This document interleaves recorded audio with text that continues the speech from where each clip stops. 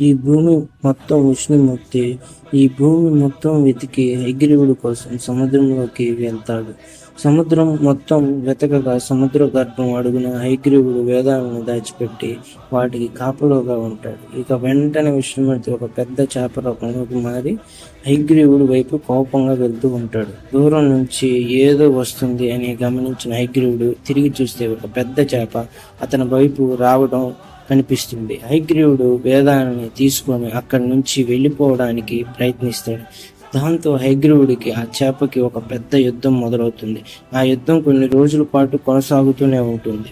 విష్ణుమూర్తి హయగ్రీవుడితో పోరాడుతూ ఆఖరిగా హయగ్రీవుడిని సంహరిస్తాడు. వెంటనే వేదాలని తీసుకొని విష్ణుమూర్తి నీటిపైకి వచ్చి చూస్తే నౌకలో సత్యవ్రతుడితో పాటు మిగిలిన వాళ్ళందరూ ప్రయాణం చేస్తూ కనిపిస్తారు. విష్ణుమూర్తి రెండవ అవతారం ఏంటో తెలిస్తే కామెంట్స్లో కామెంట్ చేయండి.